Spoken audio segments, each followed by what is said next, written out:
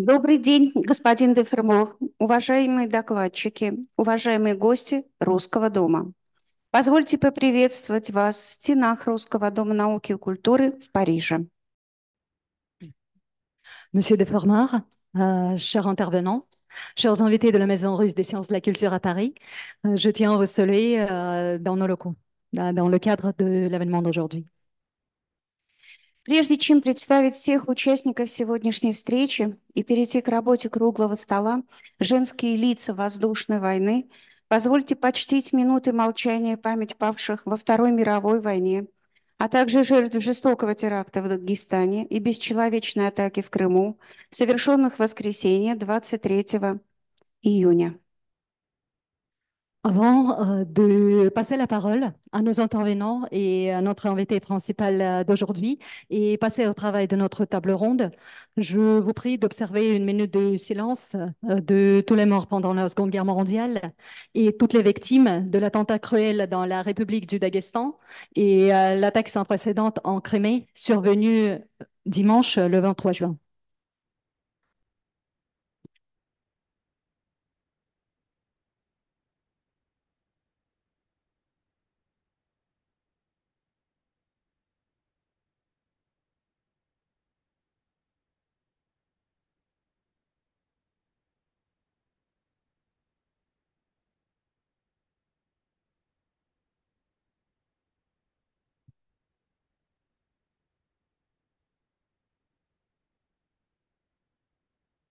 Прошу всех садиться.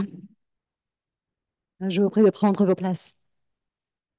Накануне, в День памяти и скорби, в день начала Великой Отечественной войны, когда нацистская Германия без объявления войны нанесла первые массированные удары по территории Советского Союза, мы вспомнили всех безвременно ушедших, тех, кто подарил нам жизни и мирное небо над головой. La veille, le 22 juin, à la journée de mémoire et du chagrin, le jour du début de la Grande Guerre patriotique, lorsque l'Allemagne nazie, sans déclarer la guerre, a lancé les premières offensives, les premiers bombardements sur le territoire de l'URSS, nous avons pu nous souvenir de tous les morts, de toutes les personnes qui nous ont quittés, grâce à qui nous avons notre vie et le ciel de paix aujourd'hui. Сегодняшняя встреча приурочена к открытию экспозиции предметов и личных вещей самой высокопоставленной военнослужащей в годы Второй мировой войны, командира женских летных частей свободной Франции Аллы Дюминель. Благодарим за возможность предоставления ценных выставочных экспонатов Пьера де Фермора, племянника Аллы Дюминиль, и личного общения с вами, господин де Фермор. La rencontre, la réunion d'aujourd'hui est dédiée également à l'inauguration de l'exposition des objets personnels de la femme héroïne de la résistance, la plus gradée pendant la Seconde Guerre mondiale, commandante aux auxiliaires féminins de FFAL, Alla Duménil. Je tiens à remercier Monsieur de Fermor de nous avoir prêté ces objets très précieux. Monsieur de Fermor est le neveu de Alla Duménil et bien évidemment, nous vous sommes reconnaissants d'avoir cet échange personnel avec vous. Из первых уст у нас будет возможность услышать историю вашей семьи. Не только знаменитой титулованной Али Дюмиль, но и ее матери Веры де Фермор, чей портрет вы видите в нашем зале, и удочерившего ее французского отчима, вице-адмирала Шарля Дюминиля. Среди экспонатов, связанных с вице-адмиралом, можно даже увидеть личную дарственную надпись Врангеля. De première main, vous aurez une occasion d'entendre l'histoire de cette famille extraordinaire, pas uniquement d'Alla Duménil, d'un bien célèbre très gradé, mais également sa mère, dont le portrait vous voyez dans notre salle, juste là, et bien évidemment Charles Duménil, vice-amiral, qui l'a adopté. Parmi les objets exposés liés au vice-amiral Charles Duménil, vous pourrez également voir la dédicace de Vrangel. Выражаем благодарность нашему коллеге, руководителю канцелярии Вильфранш-Сюрмер Сергею Галактионову за возможность передачи предметов экспозиции из Ниццы, в том числе из Русского православного собора Святого Николая.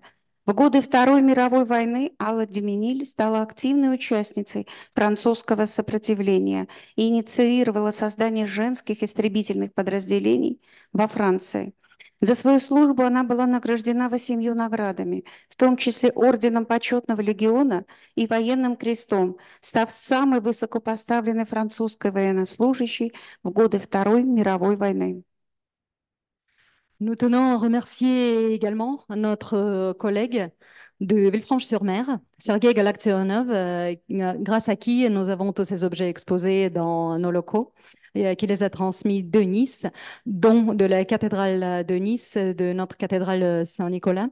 Pendant la Seconde Guerre mondiale, Alla Dioménil était bien évidemment l'héroïne de résistance française. C'est elle qui a initié la création, la formation des détachements aériens en France de FAL. Et elle a été décorée de 8 récompenses, dont l'ordre de la Légion d'honneur, étant devenue la militaire la plus hautement gradée pendant la Seconde Guerre mondiale. 22 марта 2024 года, благодаря усилиям Ассоциации «Русская память», на русском участке кладбища в Сен-Женевьев-де-Буа состоялось открытие памятника Алле Дюминиль, приуроченное к 111-летию со дня ее рождения при участии посла России во Франции Алексея Юрьевича Мешкова.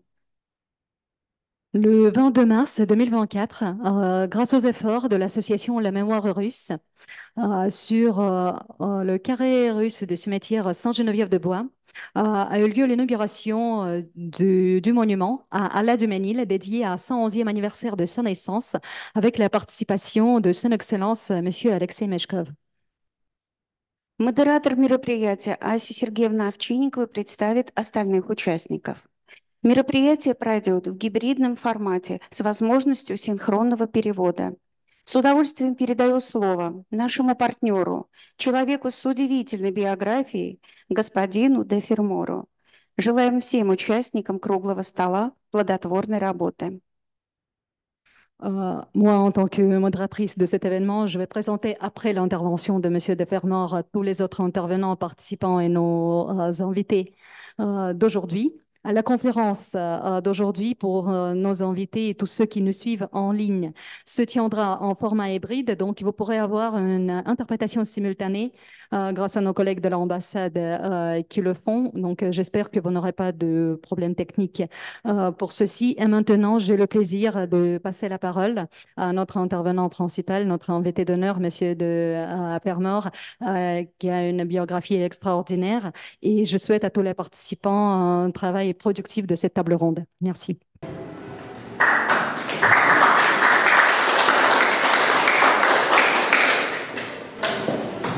Mesdames, Messieurs, je vous remercie pour votre présence à ce colloque destiné à faire revivre de jeunes aviatrices d'exception en Russie comme en France. Russe d'origine et française d'adoption, le commandant d'aviation Alla Dioménil, héroïne russe au service de la France pendant la Seconde Guerre mondiale, fut l'une de celles-ci. Je vous propose ici une promenade d'une trentaine de minutes dans son chemin de vie qui fut tout sauf ordinaire. Alla fut une femme tout simplement éblouissante, virevoltant tout au long de sa vie avec grâce, constance et obstination. Le 22 mars dernier, il y a 3 mois de cela et 111 ans après sa naissance, a eu lieu au cimetière russe de Sainte-Geneviève-des-Bois, dans l'Essonne, la cérémonie d'inauguration de la nouvelle pierre tombale du commandant de l'armée de l'air, Alla Dioménil. Ce fut pour moi un moment de grande émotion, ravivant le souvenir d'une femme d'exception, tournée vers l'action et le don de soi. Quelle vie fut effectivement celle de ma tante Alla, dont l'apogée prit place durant la Seconde Guerre mondiale, avec son combat auprès du général de Gaulle au service de son pays d'adoption, la France. Une existence trépidante, qu'elle mena tout en conservant ses racines russes, dont elle était fière et qu'elle m'apprit également à choyer. Nous l'appelions tous affectueusement Tante Allah, mais elle était en fait la fille unique de ma grande-tante Vera, la sœur de mon grand-père Alexandre, dont j'ai retracé l'épopée dans un roman intitulé Shura le Magnifique. Allah fut une femme littéralement épatante, comme aurait dit Jean d'Ormesson, et son existence prit la forme d'un tourbillon incessant, celle d'une héroïne du temps d'alors, ardente à dévorer la vie, dont elle fit une valse sans fin.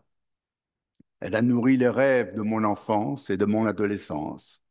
Elle fut en fait un de ces êtres hors du commun pour lesquels l'honneur et le service sont des qualités naturelles. Née à Saint-Pétersbourg le 15 mars 1913, à l'aube de la Première Guerre mondiale, Allah est le fruit de l'union en 1912 de sa mère Vera avec Nicolas Bassine, né le 15 avril 1889, fils déclaré de Nicolas Bassine, un notaire pétersbourgeois, et d'Elena Romanovna Kuzmina. Nikolai Nikolaïevitch aurait en fait été, selon la légende familiale, difficilement vérifiable, le fils naturel du grand-duc Nicolas, oncle de l'empereur. La grand-mère maternelle d'Alla se nomme Larissa Fermor.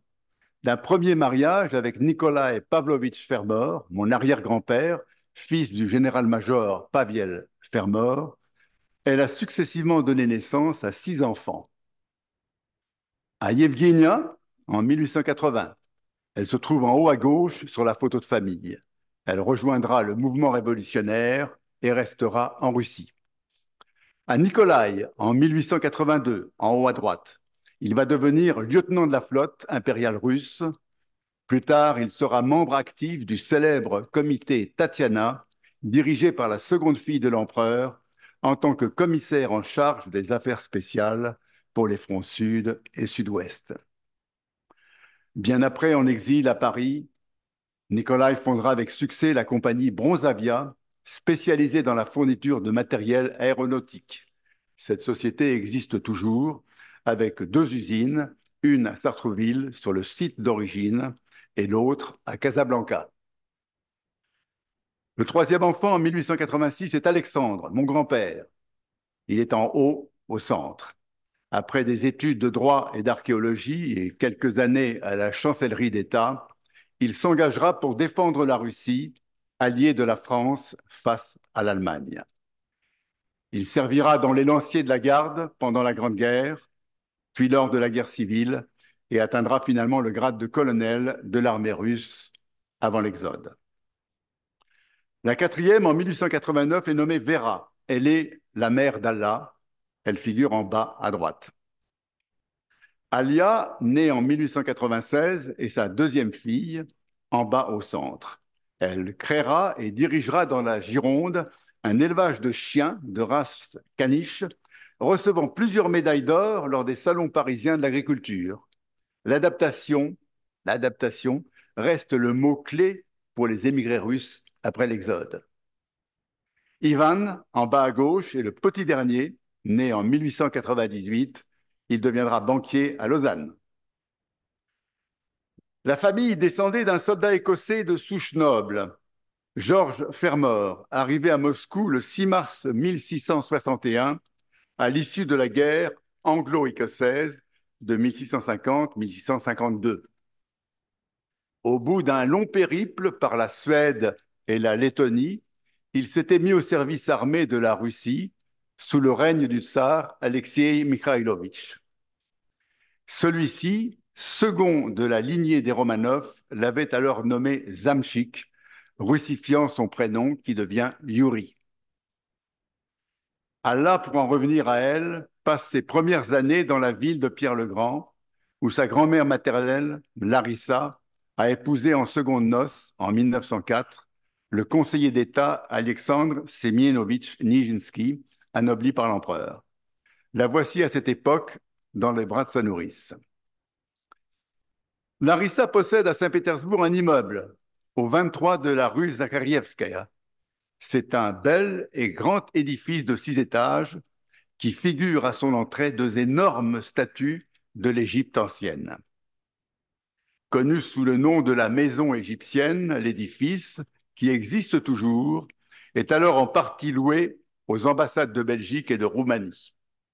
Elle commence à voyager en pensée et avec délice.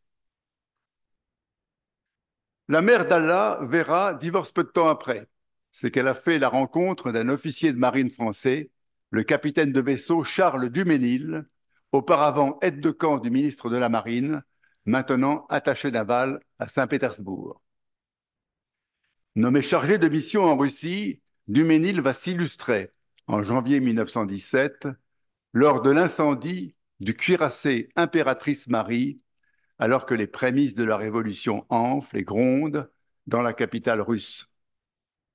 Le presque fiancé de Vera s'empresse de divorcer également de son côté pour pouvoir convoler avec sa bien-aimée russe, enfin disponible. La guerre civile a tristement succédé à la Première Guerre mondiale. La révolution bolchevique est en marche. Mon grand-père Alexandre, l'oncle d'Allah et le frère de Vera, avaient servi pendant la Grande Guerre dans un régiment des lanciers de la garde, avec le grade de cornette, puis de lieutenant, décoré des croix de Saint-Georges, de Saint-Stanislas et de Sainte-Anne. Le 6 novembre 1917, il rejoint l'armée contre-révolutionnaire dite des volontaires, qui vient de se constituer à Novotcherkassk, l'ancienne capitale des Cosaques du Don, située dans l'oblast de Rostov. Nommé capitaine, Choura commande un escadron de lanciers de la garde, puis il sert dans la première division de cavalerie du Kouban. La lutte fratricide se poursuit au cours de terribles années, à l'issue desquelles Choura reçoit le grade de colonel des mains du général baron Wrangel, sous les ordres duquel il va combattre jusqu'en novembre 1920. C'est alors le recul vers la Crimée des troupes blanches face à l'armée rouge, puis l'évacuation. Promu contre-amiral en mars 1919, chef de la délégation française à la commission navale, Duménil est nommé à la tête de la division légère en escadre de Méditerranée orientale basée à Constantinople. L'ancienne Byzance est alors occupée par la France et ses alliés, l'Empire ottoman ayant perdu la guerre aux côtés de l'Allemagne. Charles épouse enfin Vera en ce printemps 1919 avec l'accord de son ministre. La cérémonie se déroule dans l'église orthodoxe grecque de Corfou, proche de Constantinople, où le couple va résider. Charles y adopte Allah, qu'il adorera toute sa vie. Elle utilisera désormais le nom d'Alla Karlovna Duménil, avec donc comme patronyme le prénom de son nouveau père. L'amiral va alors prendre une part active à l'évacuation de la Crimée, où les troupes de Wrangel se trouvent encerclées. Nous voici le 11 novembre 1920. À Sébastopol, à 2 heures de l'après-midi, Wrangel s'adresse aux représentants de la France et de la Grande-Bretagne dans une déclaration poignante. Voilà 7 mois que nous luttons, abandonnés de tous, contre un ennemi 10 fois supérieur en nombre. L'armée a fait des miracles. Sans vêtements, manquant de tout, elle a fait 85 000 prisonniers, pris plus de 300 canons. Voilà 7 jours que l'ennemi attaque sans arrêt. Hier, j'ai dû, n'ayant plus de réserve, faire occuper les tranchées par la cavalerie. Je n'ai donné qu'un ordre à l'armée, celui de couvrir l'embarquement de nos blessés, des femmes et des enfants qui sont menacés de massacre. Au moment où ils abandonneront la Crimée, les embarqués n'auront plus de patrie. L'amiral Duménil, accompagné du comte de Martel, délégué de la France alliée, organise alors avec le général Wrangel l'évacuation dans le calme des Russes blancs sous la protection des canons français. Ils contiennent ainsi de la façon la plus pacifique possible les troupes révolutionnaires qui progressent vers le port de Sébastopol. Une fois l'embarquement des Blancs sur les navires russes achevé, l'escadre prend la mer et se dirige vers Constantinople, qu'elle atteint 2 jours après. Vera, qui s'y trouve, observe de la fenêtre de son yali, l'un de ces petits palais turcs qui bordent l'étroit du Bosphore, l'arrivée de l'escadre russe. Elle suit l'évolution également du Waldeck-Rousseau, le navire amiral français, qui s'approche et met à l'ancre. Allah, toute joyeuse, se tient à ses côtés. Elle se réjouit de revoir son papa adoptif. Toutes deux espèrent aussi que leur chère Shura, dont elles ont été sans nouvelles toutes ces dernières années de combat, se trouve sur un des navires de guerre russes. De fait, Alexandre a également été évacué avec son escadron et il rejoint ainsi sa sœur Vera et sa nièce Alla. Il retrouve aussi sa fiancée, la comtesse Alexandra Alexandrovna Sheremetyev. Le père de celle-ci, général-major, a été l'aide de camp de Nicolas II. Il avait épousé la comtesse Hayden, ancienne demoiselle d'honneur de l'impératrice. Shura a rencontré Sacha sur le front du Sud pendant la guerre civile, alors qu'elle était infirmière. Il se marie à Constantinople le 19 mars 1921. Allah est demoiselle d'honneur. Vera et Charles sont présents, bien sûr. En 1922, toujours à Constantinople avec ses parents, Allah est peinte par l'artiste russe Nicolas Becker, qui est le peintre attitré de la famille. C'est un pastel, à mon avis, fort réussi, qui trace d'un pinceau habile une enfant de 9 ans, charmante et surtout très décidée. Ses yeux qui nous fixent montrent sa détermination à toujours accomplir ce qu'elle a décidé jusqu'au bout de ses limites. Puis Allah émigre en France avec sa mère Vera et son beau-père français qu'il a adopté. Elle grandit paisiblement dans son nouveau pays, à la Ferté-Macé, où l'amiral possède un domaine et vient les voir quand il n'est pas en mer. Shura, de son côté, décide, pour survivre et nourrir sa famille, de se mettre au service du Négus d'Abyssinie, dont il devient le commandant de la garde à cheval, avec le titre de Fitaouri, ce qui correspond à peu près au titre de général chez nous. Il sauvera la vie du roi des rois lors d'une révolution de palais à Addis-Abeba. Comme il dira plus tard, les révolutions, j'avais l'habitude. Il mourra à Paris quelques années après, le 17 juillet 1931, après avoir ingurgité le verre dans lequel il avait bu à la santé de l'empereur lors d'une soirée régimentaire très arrosée. La coupe n'était pas en cristal, un matériau très fin qui peut être broyé au bout de longues heures de mastication, mais c'était un verre grossier. Il en est mort. Pas banal comme fin, mais sa vie ne le fut pas. Peu de temps auparavant, Allah a épousé l'auteur dramatique Paul Origo en l'église de l'Union des combattants russes de Gallipoli à Paris. Sa fille, prénommée Marie-Christine, née le 7 août 1931 à Barbizon, près de Fontainebleau. Elle sera son unique enfant. Leur photographie, prise 8 ans plus tard, les montre souriant à la vie. Passionnée d'aviation, Allah s'est mise à prendre des leçons de pilotage et elle reçoit son diplôme de pilote d'avion dans un milieu qui est alors presque exclusivement réservé aux hommes. Le 15 février 1934, Allah, qui a divorcé de Paul Origo, épouse à Paris le lieutenant de vaisseau Pierre du Chaland-Sévens, dont elle divorcera 4 ans plus tard. Elle se perfectionne dans la technique du vol au fil des années qui suivent, atteint vite les 300 premières heures en aéronef et épouse en janvier 1939 Roger Dupont, son troisième mari. Ils partent vivre en Afrique de l'Est, au Kenya, où elle apprend le swahili. Que ce soit dans le cadre de sa vie publique comme de sa vie privée, Allah fonce. Elle charge et taille, sabre au clair. Septembre 1939, le second grand conflit mondial prend naissance. Ni une ni deux, Allah, qui a maintenant 26 ans, essaye de s'engager comme volontaire dans l'infanterie dans le cadre de la loi de 1938 relative à la formation des auxiliaires féminines de l'armée de terre.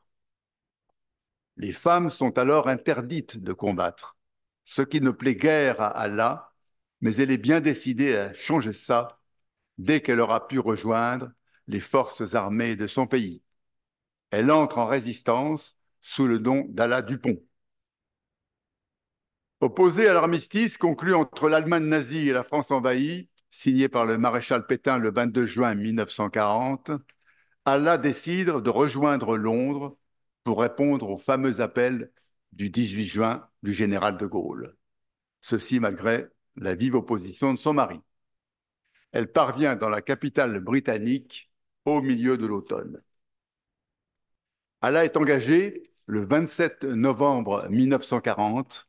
Elle est affectée aux forces françaises libres de l'armée de l'air et reçoit le grade de caporal le 1er février 1941.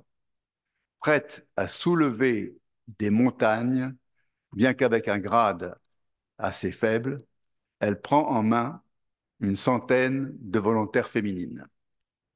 Puis elle rejoint le service du général Ernest Petit, qui plus tard dirigera la mission militaire de la France libre en URSS. Le 10 avril 1941, la caserne de Hill Street, où loge le personnel féminin, à Londres donc, est bombardée plusieurs nuits de suite par les Allemands et finalement détruite le 17 avril. Lors des attaques et de la destruction finale, le comportement héroïque d'Allah sous les bombes provoque l'admiration de son commandement.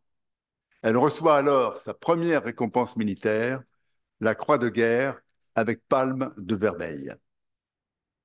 La Légion d'honneur avec le grade de chevalier lui sera attribuée en 1946 pour sa bravoure lors du bombardement. La citation qu'elle recevra alors est édifiante. Du Ménil, Allah, commandant des formations féminines de l'air, mère de famille, engagée volontaire dès novembre 1940. Chargé en avril 1941 de créer et d'organiser les formations féminines de l'air, s'est acquitté de cette tâche d'une façon satisfaisante. Nommé au commandement de ces formations, a fait preuve de qualité d'organisation et de méthode. S'est dépensé sans compter. A été l'exemple des plus belles qualités de sang-froid, de courage, d'initiative et de dévouement.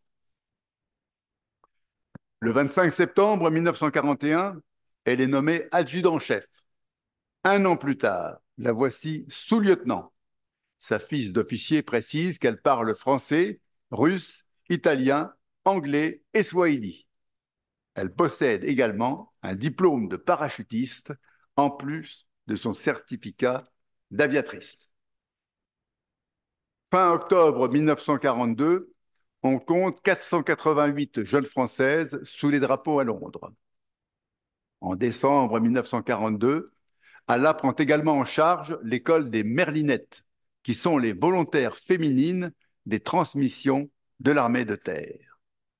Le 25 juin 1943, elle est nommée lieutenant, affectée au commandement des unités féminines de l'armée de l'air en Algérie, où elle met en place l'armée française de libération. Elle y fait la connaissance de Pierre Pouillade, commandant du fameux régiment en Normandie-Niémen, arrivé du RSS pour régler des problèmes de ravitaillement. C'est par son intermédiaire qu'elle apprend l'existence des unités de pilotes de chasse féminines en Russie et qu'elle soumet alors au général Bouska un projet similaire, la création d'unités de chasse féminines françaises. En Russie, les autorités militaires soviétiques ont en effet ouvert leur rang aux femmes. De jeunes héroïnes prennent nombreuses les commandes d'avions de chasse ou de bombardements légers pour défendre leur patrie agressée par l'Allemagne nazie. Dès 1923, l'aviatrice Zinaïda Kokorina était devenue la toute première pilote féminine acceptée dans une école d'aviation de l'armée rouge, admise ensuite à l'école supérieure de tir et de bombardement, puis nommée combattant de l'air de première classe. Les plus célèbres aviatrices militaires sur le front russe lors de la Seconde Guerre mondiale sont le lieutenant Valentina Grisodubova, le capitaine Polina Osipenko et surtout le fameux commandant Marina Raskova. Elles recevront la prestigieuse étoile d'or des héros de l'Union soviétique. Et oui, des femmes s'avèrent être tout aussi capables que les hommes pour piloter dans des situations extrêmes et des missions de guerre, des avions de chasse et de bombardement. Ces femmes que les Allemands surnomment les sorcières de la nuit se battent dans les airs à l'Est en première ligne. 3 régiments exclusivement féminins, depuis les pilotes et mécaniciens jusqu'au service d'état-major, sont mis sur pied sous le commandement de Marina Raskova. Le 586e régiment de chasseurs d'interception et de défense aérienne, le 588e régiment de bombardement de nuit et le 587e régiment de bombardement en piqué. Ces régiments vont s'illustrer sous les cieux de Stalingrad, de Crimée, de Pologne et jusqu'au dernier combat à Berlin. Le titre de héros de l'Union soviétique sera d'ailleurs accordé à 23 aviatrices russes dont l'âge moyen dépassait à peine 20 ans. La plus jeune, Lily, la jolie Lydia Litviak, avait 19 ans. Surnommée la Rose de Stalingrad par la presse soviétique de l'époque, elle faisait peindre une rose blanche sur le nez de son chasseur chaque fois qu'elle abattait un avion nazi. Après avoir accompli 168 missions et enregistré 12 victoires, Lily fut abattue le 1er août 1943, âgée de 21 ans, près de Donetsk. C'est précisément à cette époque qu'Alla est transférée en Algérie en tant que commandant des auxiliaires féminines des forces aériennes françaises libres, les fameuses FAFL, où elle a enfin pu réaliser son idée de créer une unité de femmes pilotes de chasse. Le projet vient en effet d'être approuvé en juin 1943 et Alla, qui vient d'avoir 30 ans, reçoit alors le 9 septembre 1943 le grade de commandant, sans passer, fait exceptionnel, par le grade de capitaine. Alla devient ainsi la seule femme à avoir jamais reçu un grade aussi élevé au sein de l'armée française lors de la Seconde Guerre mondiale. Elle met immédiatement en œuvre la formation de femmes pilotes de chasse surnommées les filles de l'air. Au début de l'année 1944, Alla compte près de 1000 jeunes femmes en formation sous ses ordres à Alger. L'une d'elles est la fameuse Joséphine Baker. Officier de renseignement depuis 1939, elle est engagée officiellement à Alger par l'armée de l'air le 23 mai 1944 comme officier de propagande avec le grade de sous-lieutenant. Un court film et de nombreuses photographies les immortalisent toutes les deux en ces moments de combat, alors que le lieutenant Baker remet à sa supérieure hiérarchique, le commandant du Ménil, un chèque qui lui a été donné par la résistance française pour soutenir les actions des filles de l'air. Début 1945, Alla célèbre son 4e mariage avec le capitaine Jean Gillet. Elle participe ensuite à la libération de la France, qu'elle rejoint et où elle continue à servir jusqu'au 16 février 1946, date à laquelle elle est démobilisée. Le 22 juillet précédent, elle a été nommée chevalier de la Légion d'honneur. Puis, par un décret daté du 31 mars 1947, elle reçoit des mains du général de Gaulle la médaille de la résistance française, devenant la femme la plus décorée de l'armée française, totalisant 8 récompenses militaires. En 1946, Alla adressa une lettre au ministère de l'Air afin de demander que la Légion d'honneur soit également attribuée à Joséphine Baker, mais elle essuya un refus du ministère. Loin d'accepter ce refus, Alla se battit pour que Joséphine Baker reçoive cette récompense, ce qui fut finalement le cas, mais bien plus tard. Et Joséphine Baker, comme on le sait, est entrée finalement au Panthéon en 2021. Mise à la retraite de l'armée française, Alla retourna en 1947 en Afrique, à Brazzaville, au Congo, puis à Libreville, au Gabon, avant de retrouver brièvement Paris. Elle se domicilie par la suite à Gibraltar, où elle a été nommée représentante de l'agence France-Presse. Veuve de Jean Gillet, elle y épouse William Savignon, qui sera son 5e et dernier mari. Voilà. Elle finit paisiblement ses jours à Toulon, dans le quartier du Mourillon. La dernière manifestation officielle à laquelle elle participa, il fut l'inauguration à sa requête de la rue Amiral Duménil, la même où elle habitait désormais. Elle adorait quand elle recevait des lettres, Madame Vera Duménil, rue Amiral Duménil. Rien que pour ça, je lui en envoyais tous les mois. J'y étais en uniforme, auprès d'elle ce 14 février 1976, représentant le régiment de marche du Tchad, troupe de marine, division Leclerc, où je servais alors. L'après-guerre aura sonné le glas temporaire des femmes servant dans l'aviation militaire. Il faudra attendre 1972 pour que le statut général des militaires prévoie les mêmes droits et devoirs pour les hommes et les femmes, l'accès aux armées pour celles-ci étant toutefois limité par des quotas. En 1976, l'armée de l'air rouvre des postes de pilotes aux femmes et en 2022, le lieutenant-colonel Sophie Adenau est sélectionnée pour le corps des astronautes européens. Elle est la première aviatrice française à réussir cet exploit. Sophie vient d'apprendre son affectation pour un vol spatial planifié en 2026. Et nous lui souhaitons tous bon vol. Le commandant Alaa Duménil, aviatrice et soldate, par amour de son pays d'adoption, la France, resté digne de la tradition militaire des grandes héroïnes de l'histoire de la Russie, s'éteignit dans sa résidence toulonnaise le 19 août 1990. Allah repose désormais dans ce cimetière de Sainte-Geneviève-des-Bois qui rassemble tant de héros russes à côté de sa mère Vera et de sa fille Marie-Christine. Je les aimais toutes les trois et je remercie encore l'association Mémoire russe d'avoir entrepris la parfaite restauration de leur tombe et l'édification de cette stèle qui mémorise leur existence terrestre.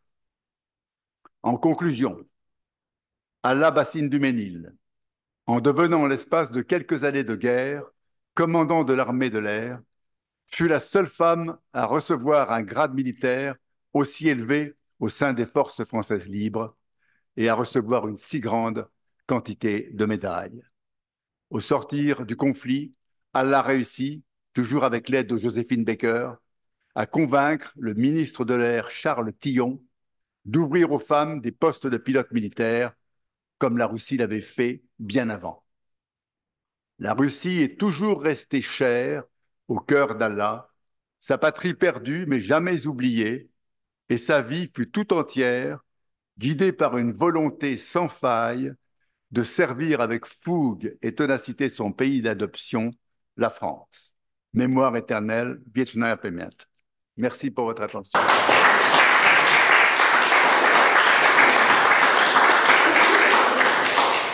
Merci beaucoup, Monsieur de Bernard. Je suis persuadée que pendant votre présentation bien passionnante et très détaillée, tous nos spectateurs, nos invités de ce jour ont pu admirer des beaux tableaux de Becker, notre peintre très doué, que vous nous avez fait découvrir grâce à ceci. Merci beaucoup.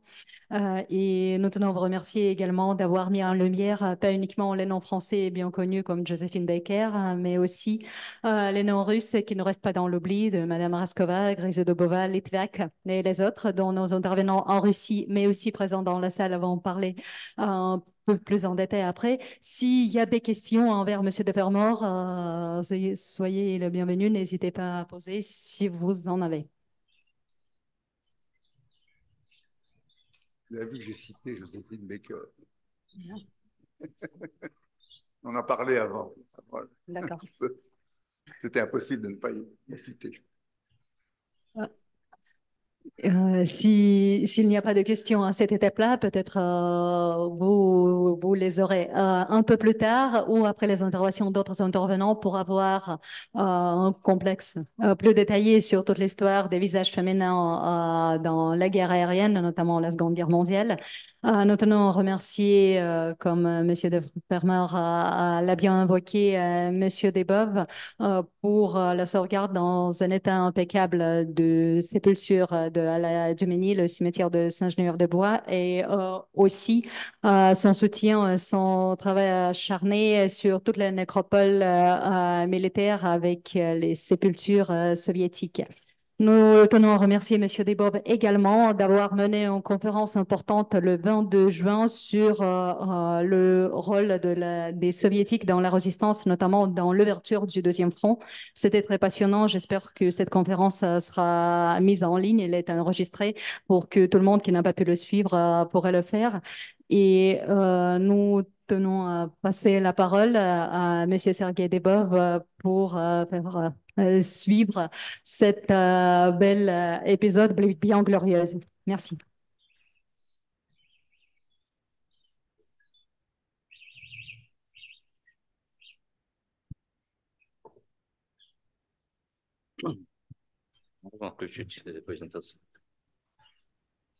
Est-ce que vous pouvez lancer la présentation, s'il vous plaît?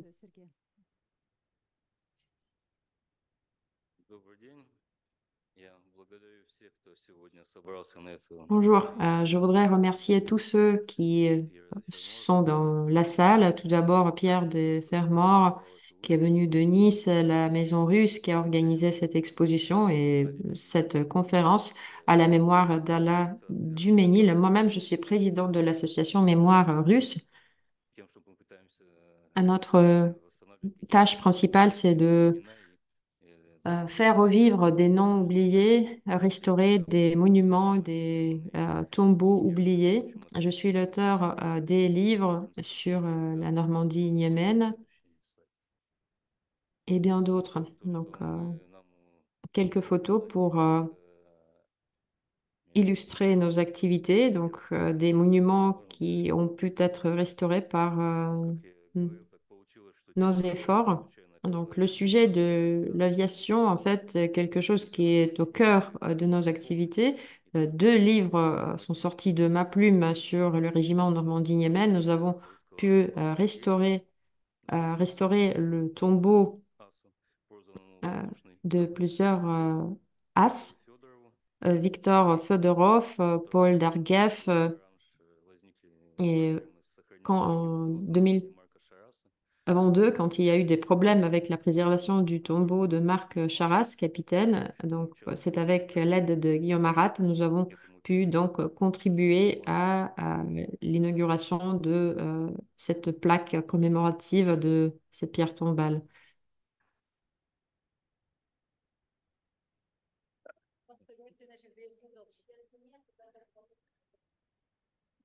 Il m'a demandé de parler français. Bon, je demande mes excuses pour mon français. J'espère que ça sera compréhensible.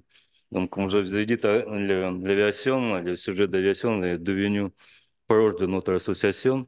J'avais écrit quelques livres sur le Normandie-Niemen. J'ai participé un moment avec nos amis dans l'activité de mémorial Normandie-Niemen. Et nous avons restauré tombe dans as français d'origine russe Paul Argaïf Bourget et on a installé une plaque commémorative pour un autre as français d'origine russe surnommé Cosaque de l'Ardenne, Victor Fyodorov, à 2022 à Orange. C'était un problème avec le tombe pilote normandie Marc Charras, lequel était menacé de démolir. Nous avons participé à leur sauvegarde et on a uстановили une petite plaque commémorative à ces pilotes. Pour Alain Dumini, je connaissais son histoire quand j'ai fait mon premier livre sur Normandie-Niemen. J'avais remarqué que c'était une histoire des régiments, des unités féminines de l'armée de l'air en français qui étaient dirigées par une femme d'origine russe, mais c'était pas tout à fait le sujet de Normandie-Niemen, donc je ne l'ai pas développé. Et quelques années avant, donc président Macron a décidé donc rapporter à Panthéon les dépouilles de Joséphine Baker, donc qui est très connue. Et donc moi, je me sentais un petit peu vexé que tout le monde parle de Joséphine Baker et personne qui parle à la Dumini. Donc on a voulu un petit peu corriger cette erreur et installer une plaque. Можно дальше? Следующий сайт можно? Окей. Donc on a décidé, Владимир Анатольевич, следующий слайд, пожалуйста. on a décidé d'abord, première idée était installer une plaque commémorative pour Alain Dumil pour ses 110 ans. Et quand on a trouvé sa tombe à cet état, donc on a vu qu'il n'a pas de place pour plaque. Et l'état de tombe nous a nuit et on a décidé de nous changer complètement. Можно дальше.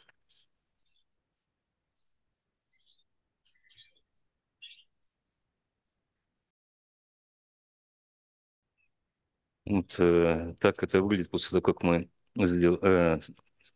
Comme ça représente actuellement donc après le travail qu'on a fait avec Aide magnifique de Pierre de Fermor, parce que la procédure était assez dure, il durait plus d'un an. Donc, concession de cette tombe était, propriétaire de concession, c'était Marie de sa fille, Marie-Christine, qui était décédée aussi. Donc, et par loi, c'est ses héritiers qui héritaient cette tombe, même qu'on pas sans connaissance qu'ils ont quelque chose sans connaissance dans la du Ménil et qui n'a pas été intéressé par sa tombe du tout. Donc, c'est Pierre qui s'est engagé et qui a beaucoup communiqué avec les descendants de première Marie et Christine, qui finalement donc accepté et donné son accord pour l'innovation de cette tombe. Après cet accord, donc les mairies qui nous a déclaré son accord pour l'innovation, néanmoins, ils ont demandé plusieurs papiers par la suite. Donc, ils ont demandé l'autorisation des services architecturaux de ville qui acceptent le modèle que nous présentons.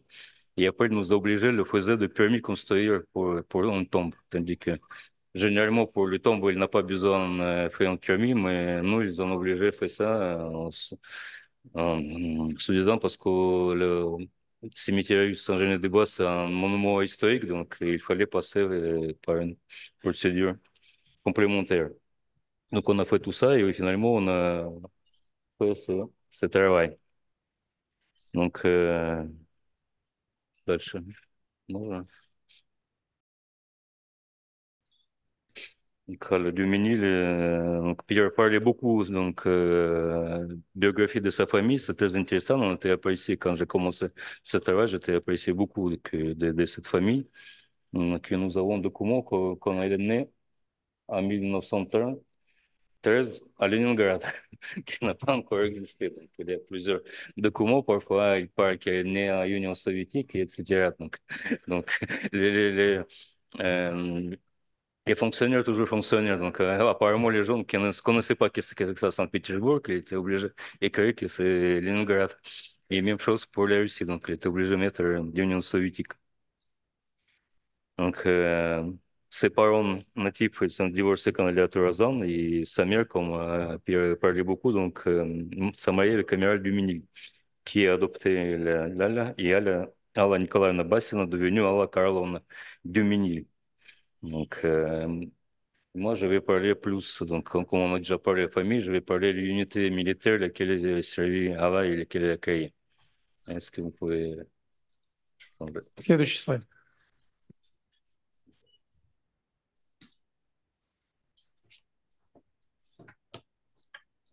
Donc, avant la création de France libre, les femmes n'ont pas eu vraiment servi l'armée française, donc ils n'ont pas eu de droit comme maintenant. Et donc, euh, proprement dit, les femmes commençaient à servir l'armée française sous De Gaulle, sous sa autorisation, dans l'armée de France libre. Cette unité féminine a été créée le 7 novembre 1940. Ils ont pris comme exemple donc, l'unité féminine britannique. Donc, ici, vous pouvez voir Ça, c'est un certificat donné par l'Office des réfugiés russes à Paris, qui est signé par célèbre Maklakov. Donc, à la base, on est devenu à l'Alumini.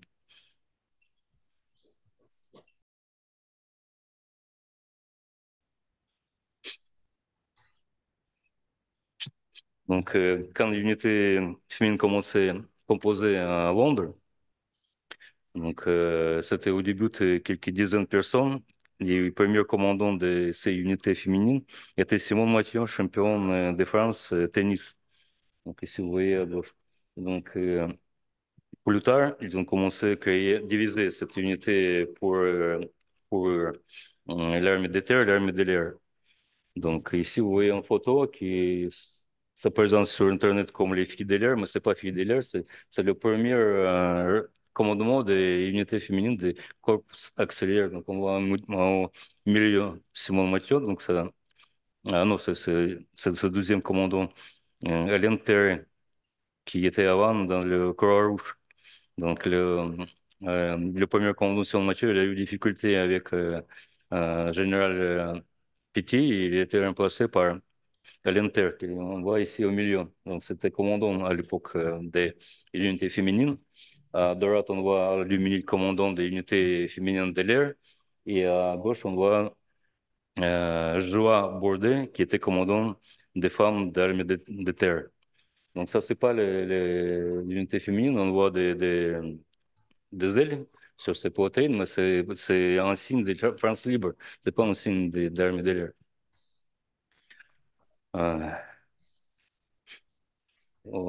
Ça change.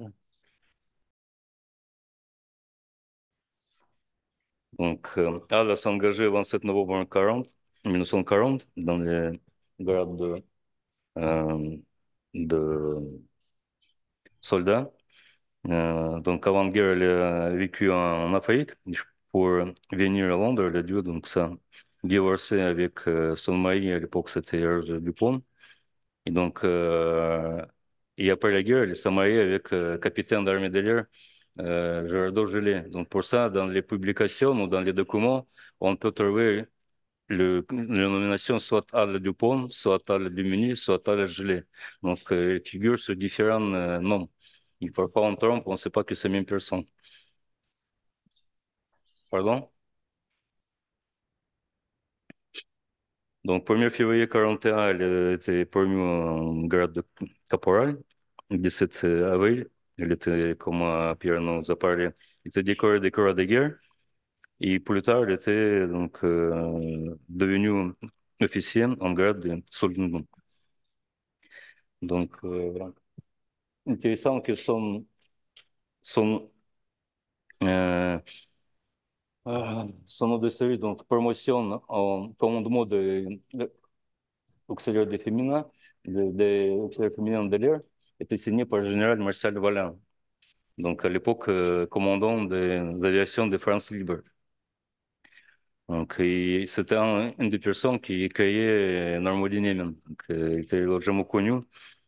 Et c'est ces personnes assez brillantes.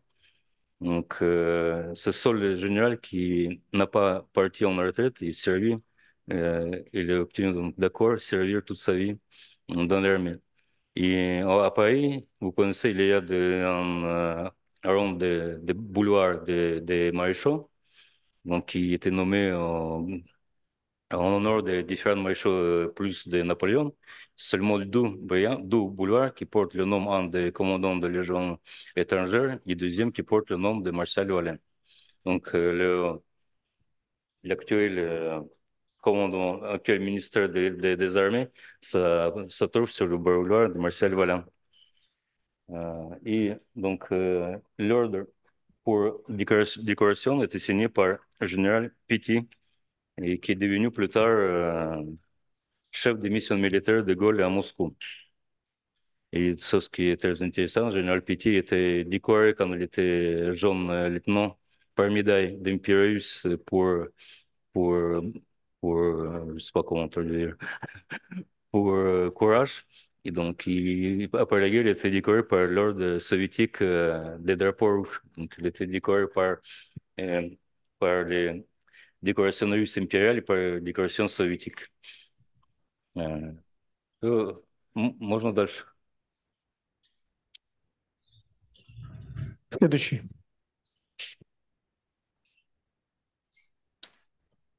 Ça, c'est toutes les étapes du service à l'Aluminil. Donc, quand elle s'est engagée, quand elle est devenue donc, commandant armée de l'air. Можно дальше? Следующий.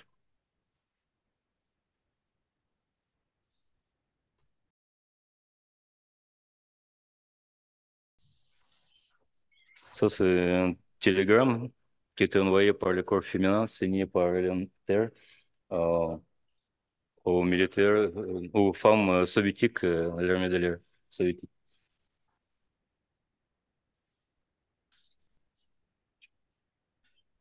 Так, можно дальше?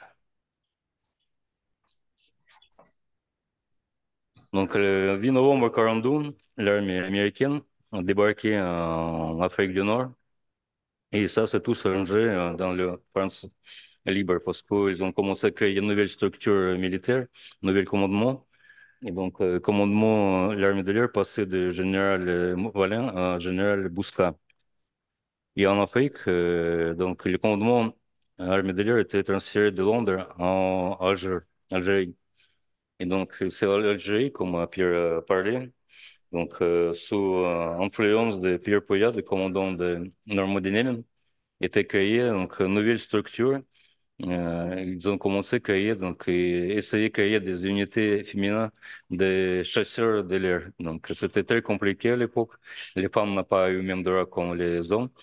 Plus, par exemple, quand ils ont engagé les premiers 70 volontaires, seulement trois qui passaient l'examen médical pour avoir le droit de voler sur les avions de chasse.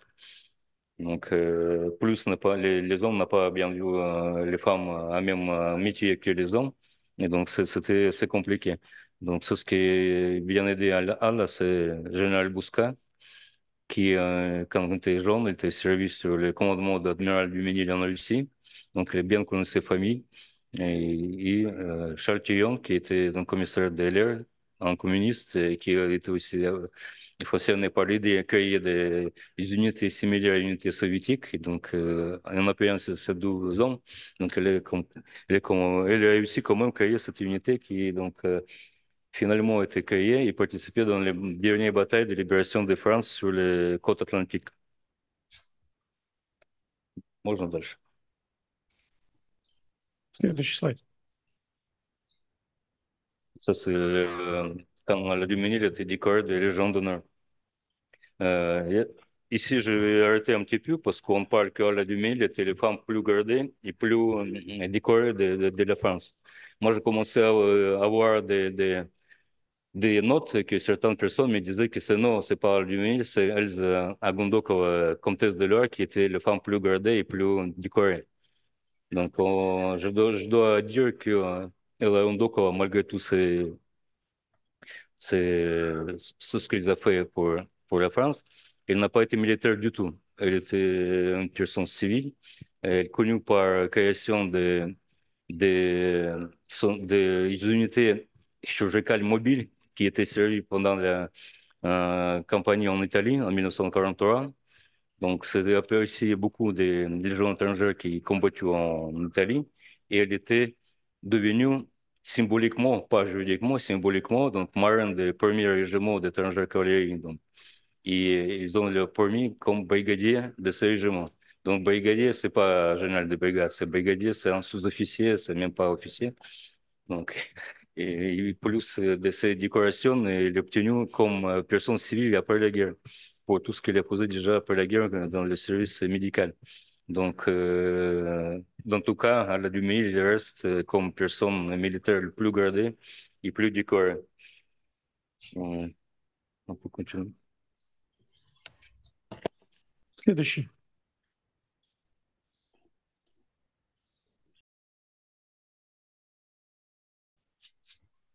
Ça, c'est deux photos. Donc, comme c'était tradition d'époque, les deux commandants d'armée de l'air qui signaient autographe pour la du Ménil. Donc, on voit Marcel Valland, commandant des aviations de France combattant, et René Bousquet, donc commandant des aviations, le Comité national de libération de France.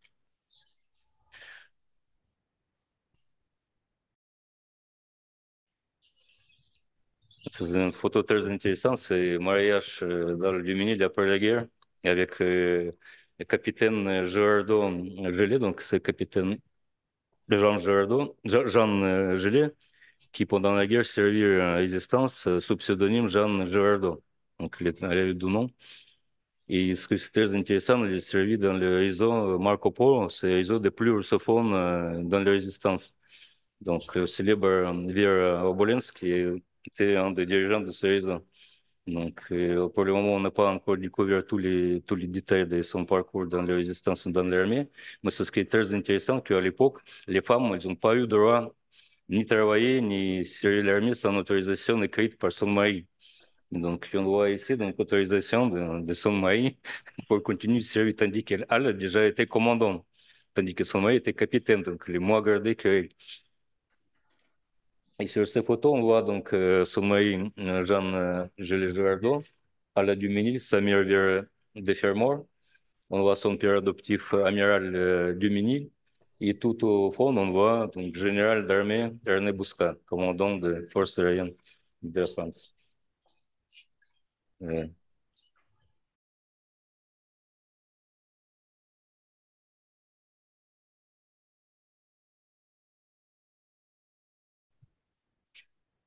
C'est aussi une photo très intéressante. On voit ici une réception quelque part, je ne sais pas où. Donc, on voit ici Général Valland à côté d'Alain Dumini. Après, on voit Chartillon, donc commissaire de l'air. Et on voit une femme qui s'appelle Laura Dibol, je pense, si je n'ai pas trompé. C'est Laura Dibol. Donc, c'est une des 6 femmes qui étaient décorées le Croix de Libération. Donc, 4 étaient décorées à titre posthume. Laura Dibol était secrétaire de Jean Moulin. Donc, il était arrêté, passé quelques années dans le Ravensbrück, concentration, et après tout, il était décoré, donc, Coran de libération, ordre personnel du général de Gaulle. Et après, on voit donc une personne qu'on connaît aussi, Roman Gay, donc, écrivain et militaire capitaine, ici, si je ne trompe pas, il était capitaine ou commandant? Roman Gay était capitaine ou commandant? Roman Gay. Donc, Roman Gay, c'était un pilote de bombardier. Pendant la guerre, non, non, Marcel Vaillant, oui, général, mais là, tout au fond, Roman Gay, tu connais pas Roman Gay? Non, c'est pas Colonel Molini. Ah, c'est Colonel Molini. Ah oui, oui, donc c'est commandant, oui, c'est vrai. C'est lui qui commandait l'aviation des côtes atlantiques pendant la guerre, en de la guerre, parce qu'avant de la guerre, il passait plusieurs postes et c'est lui qui donc envoyait Normandie dans l'Union soviétique. Il était commandant de l'aviation de Proche-Orient à l'époque.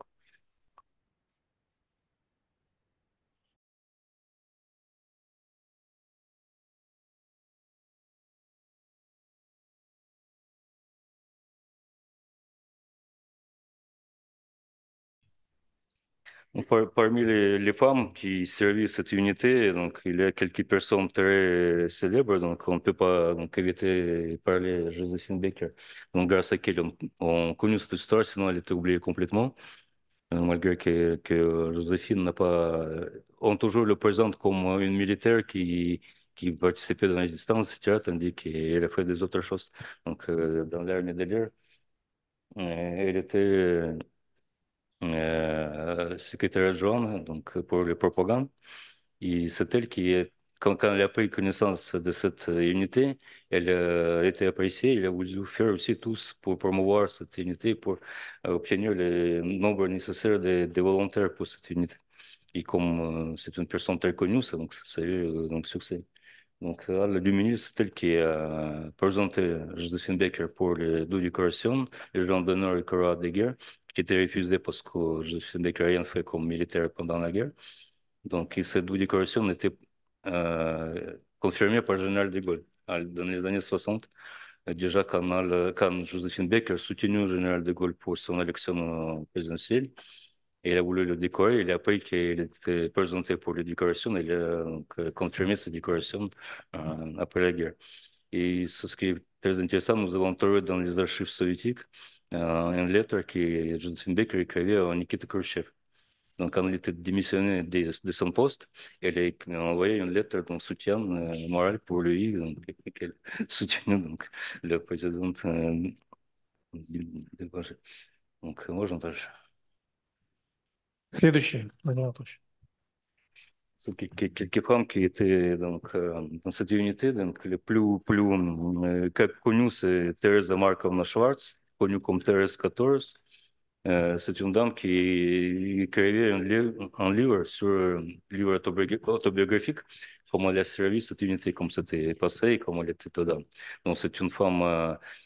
Pourquoi moi je parle plus? Parce que c'est plus intéressant pour nous qui habitons en France. Nous avons des enfants qui sont nés ici, donc qui sont les Français ou les Russes, etc. Donc, elle cherchait, donc elle parlait beaucoup, elle cherchait ses origines. Et elle réfléchissait qui elle, parce que son père donc, était né en Empire soviétique. C'était un juif qui est né en Empire russe. Donc, il est parti en France pour formation avant la Première Guerre mondiale. Sa mère était russe. Donc, elle est née en France, donc française. Donc, et son père, quand il a appris que la Pologne est devenue indépendante, il est devenu polonais. Donc, il était fort nationaliste polonais. Donc, il a changé les noms, prénoms de toute sa famille. Thérèse est devenue Tereska. Lui, il paye donc christianisme pour devenir polonais. Donc, pour elle, à un moment, c'était polonais et juif étaient synonymes. Elle pensait que c'est la même chose. Et elle, donc, Tom réfléchit qu'elle, une française, une russe, un polonais et un juif. Donc, c'est très intéressant, donc c'est ce qui c'est pour quelqu'un d'intéressant pour ses enfants un petit peu, je conseille donc apprendre ce livre. Aussi, elle était à Londres, elle a fait connaissance avec Pierre Kropotkin, c'est un petit-fils de célèbre anarchiste comte Pierre Kropotkin, donc c'est en honneur de son grand-père, elle a reçu cette prénom assez bizarre, donc elle s'appelait Pierre. Elle a servi cette unité. Elle était mariée avec un officier anglais qui était tué pendant le débarquement en Normandie. Quand elle a payé la mort de son mari, elle est aussi suicidée. Elle est maintenant enterrée dans le carré militaire français à Londres. Et on voit ici trois personnes, c'est une famille très intéressante, c'est la famille de Baron Rothschild, donc sa personne. Donc, Nathaniel Rothschild, qui servit l'aviation française pendant la Première Guerre mondiale, était décoré Légion d'honneur pendant la Deuxième Guerre mondiale. Il a servi les zones entre l'aviation française et l'aviation britannique. Donc, il a terminé la guerre en grade lieutenant-colonel, officier Légion d'honneur, et après la guerre, il était maire de Compiègne, l'île de Compiègne. D'où ses filles, donc, ce qu'on voit ici. Ils ont servi dans cette unité féminine de ce commandement à Duménil. Et sa femme était officier de transmission dans Proche-Orient. Dans toute cette famille, donc servi l'armée de France libre. Et la dernière femme que je vais vous parler, c'est donc Victoria Borisovna Mirkin-Gensevich. C'est une fille du célèbre juriste franco-russe Boris Mirkin-Gensevich, qui est un des auteurs des constitutions européennes. Et elle aussi est la nièce du célèbre photographe Léo Mirkin, qui participait dans le tournage film Normandie Nêmes. Donc elle même était, après la guerre, elle était mariée avec un célèbre personnage qui s'appelle Stéphane Hessel, diplomate et défenseur des femmes, un des auteurs des déclarations des droits des hommes. Donc on connaissait comme son nom Vitya Hessel, elle a publié quelques livres pour les enfants. Vous pouvez trouver si vous voulez. Donc voilà ce que j'ai voulu dire aujourd'hui. Merci pour votre attention. Не ходите, пожалуйста. Merci beaucoup de votre intervention. Et il y a des questions que nous recevons dans la rubrique chat. Je crois que vous, Monsieur de Fermor, pourront répondre. Donc, il y a un commentaire et c'est notre ami partenaire Patrick Brangolo qui nous suit. Et lui, ainsi que Martine Cousine, il pose la question sur quels appareils a la Duménil volé? Est-ce que vous connaissez? L'Allumine n'a pas volé, j'ai oublié de dire. Donc, parmi ces décorations, qu'on a identifié donc 8 décorations qu'elle a reçues, plus elle était décorée d'un poignard d'honneur à l'armée de l'air, parce que les officiers de l'armée de l'air en France, ils portent des poignards. Donc, elle n'a pas eu poignard ordinaire, elle a eu comme décoration qui était donnée par commandement. Je pense qu'il est en or, non? Voilà.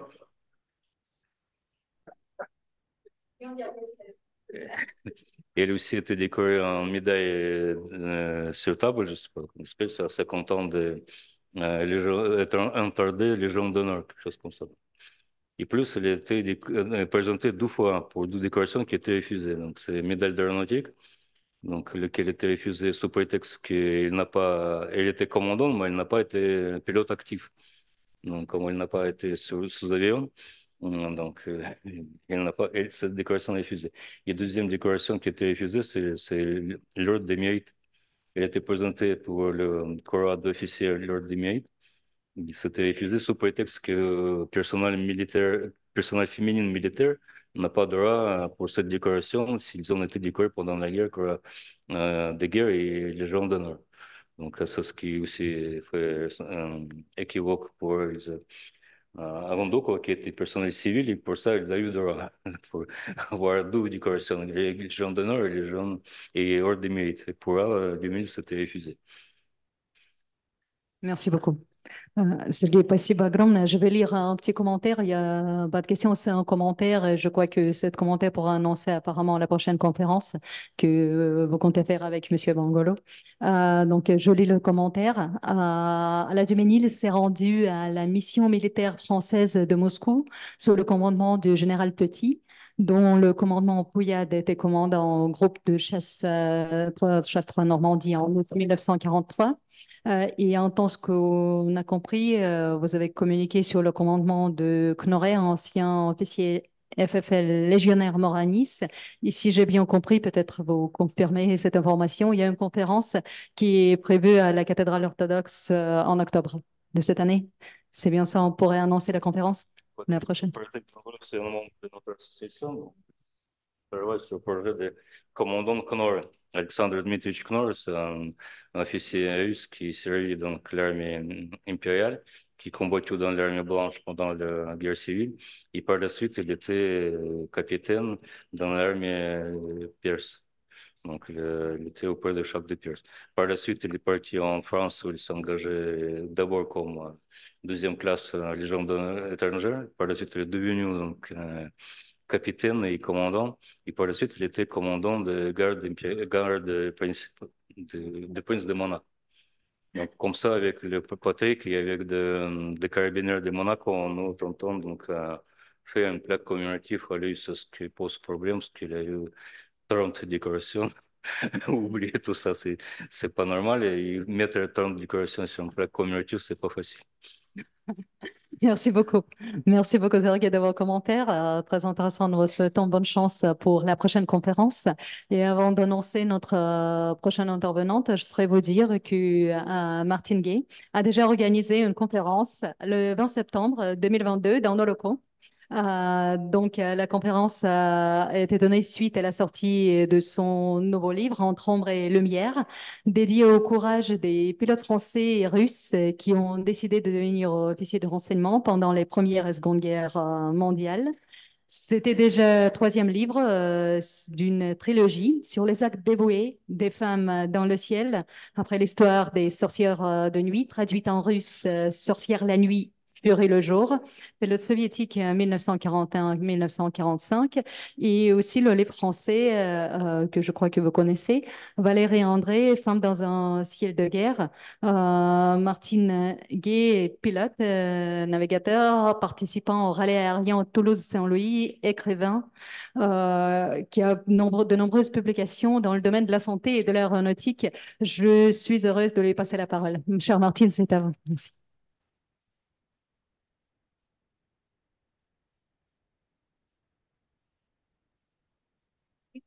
Bonjour, j'ai un temps imparti, donc je vais rester dans ce temps.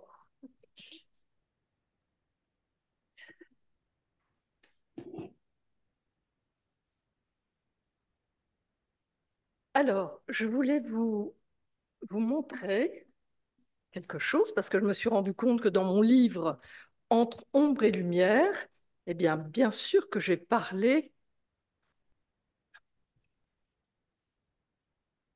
Voilà.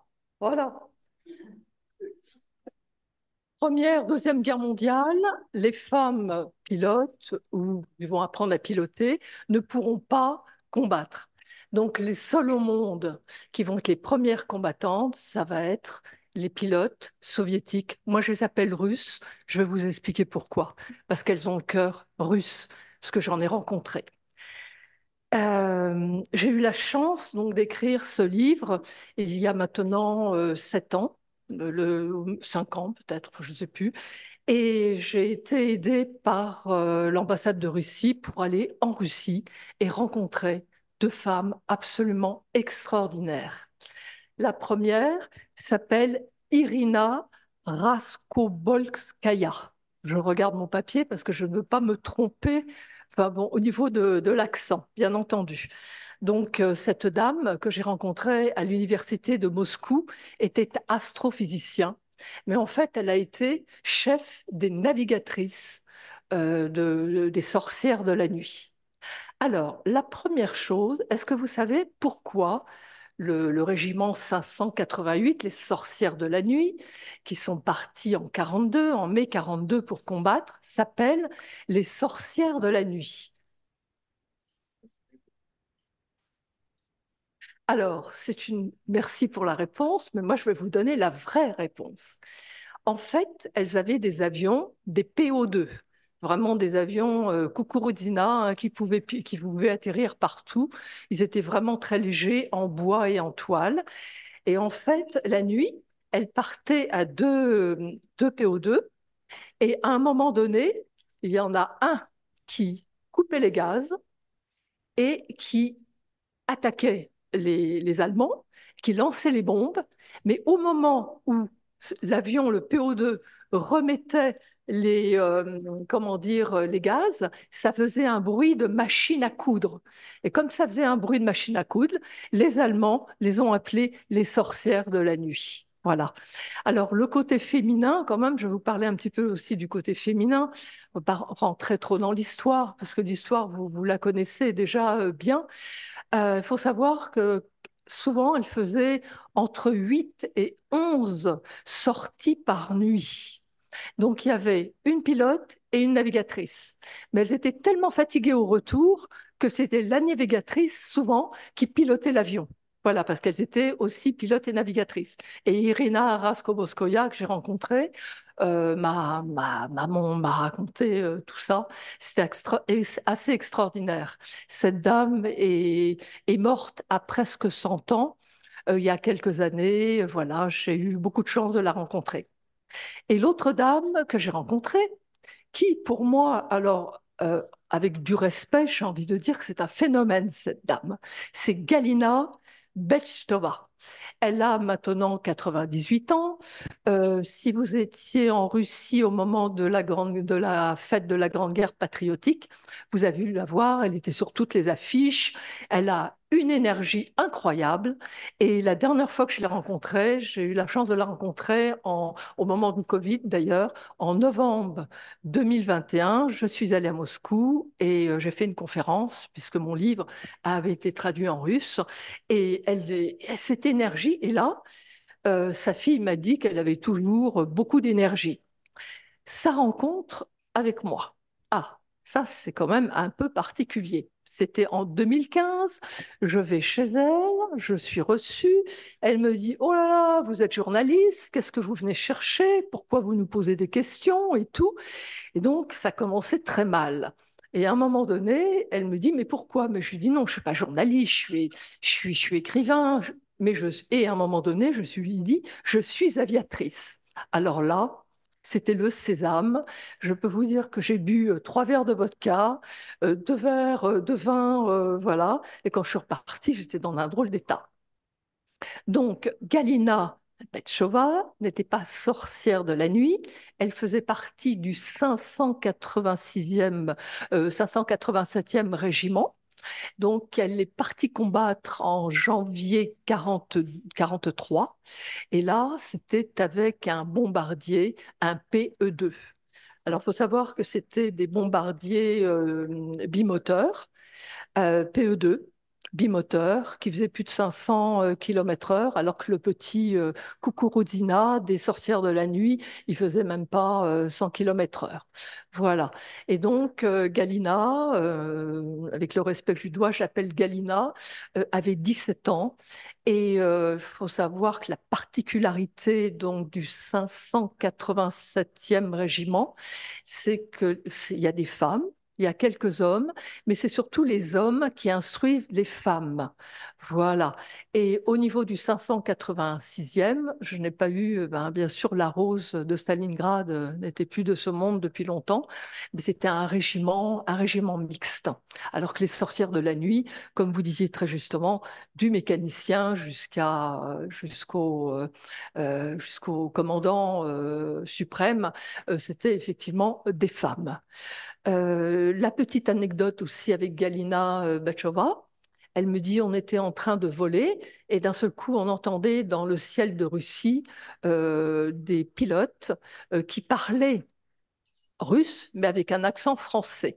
En fait, c'était les copains du Normandie-Yémen. Il faut savoir que le Normandie-Yémen avait aussi des mécaniciennes russes et il y a des très très belles histoires. Voilà. Donc, alors moi j'ai envie, puisque j'ai pas énormément de temps, aller à l'essentiel. Et l'essentiel, c'est en rencontrant. D'abord, Galina Betchova m'a dit, et d'ailleurs, c'est derrière mon bouquin, Martine, une mission vous est confiée, celle de transmettre notre histoire et de la faire connaître aux plus jeunes. Et je peux vous dire que depuis des années, c'est ce que je fais. Et les Français sont très ouverts à cette histoire de la Grande Guerre patriotique parce qu'en en fait, je me suis rendu compte qu'ils ne connaissaient pas. Beaucoup ne connaissaient pas. Ces femmes, alors évidemment, je les ai rencontrées, j'ai eu la chance, c'est toute une histoire humaine en parallèle de ce livre. Elles m'ont donné, pareil, c'est dans mon livre, un bain d'humanité. Parce que je n'ai pas du tout senti de haine, si vous voulez, dans leurs propos, alors que vous le saviez mieux que moi, il y a eu 24 000 ou 25 millions de morts.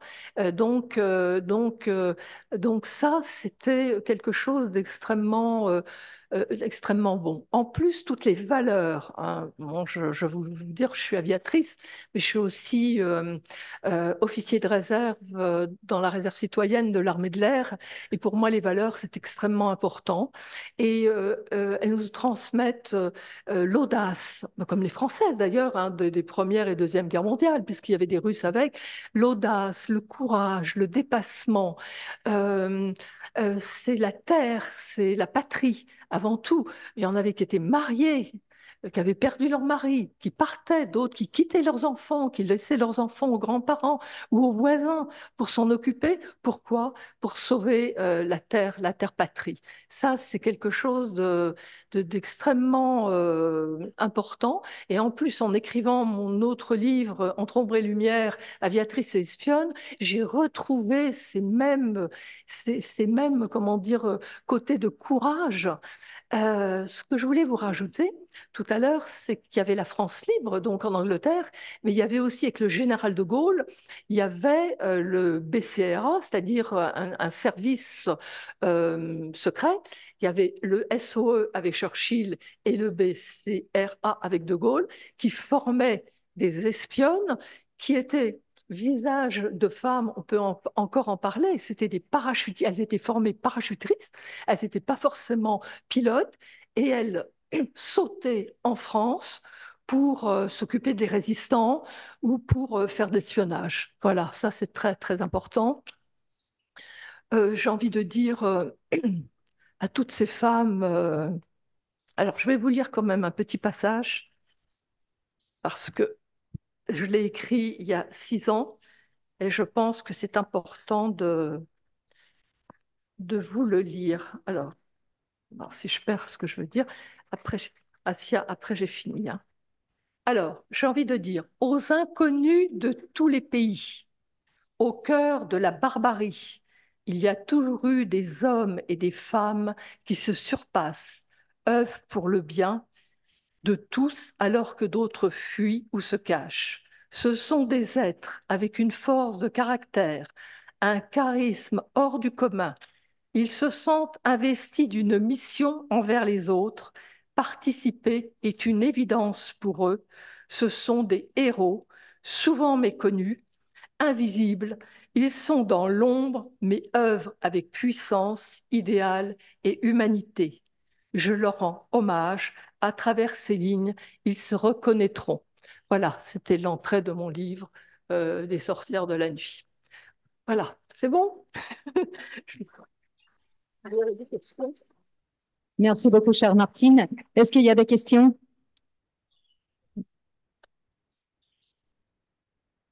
Ok, avec grand plaisir. J'avais l'intention Oui. de le faire. Il vous appartient. Alors, je vous donne le mien tout de suite. Merci. Voilà. Je voudrais rajouter quelque chose. J'ai eu l'information par un ancien pilote allemand qui était en Crimée Merci. et qui a vécu l'histoire des sorcières de la nuit. Et donc, il était très admiratif quand il a su que c'était des femmes. Et en fin de compte, l'histoire et le pourquoi des sorcières de la nuit, c'est que elles venaient la nuit, elles arrêtaient le moteur, comme vous avez dit, elles envoyaient les bombes et ensuite elles repartaient avec le moteur, mais elles tiraient sur les gens et les pilotes qui étaient harassés par la fatigue des trucs n'arrivaient plus à dormir à cause de cela. Alors, je me permets de vous couper. On dit exactement la même chose. Oui. Les Allemands ne pouvaient plus dormir et c'est pour ça qu'ils les appelaient les sorcières de la nuit. Tout à fait. On est tout à fait d'accord. Et deuxième petite chose, il n'y avait pas de mécanicienne au Normandie-Niemen. Ah, il y avait des mécaniciennes Non. sur. Non, absolument pas. Elles font partie du BAO. Une mécanicienne russe. Non. Ah, ben attendez. Bon. Donc, c'est pas grave, c'est pas grave, mais Ouais. elles font partie des BAO et elles s'occupaient de l'administration, elles s'occupaient de beaucoup Alors, de choses c'est une erreur. pour ménager les pilotes français.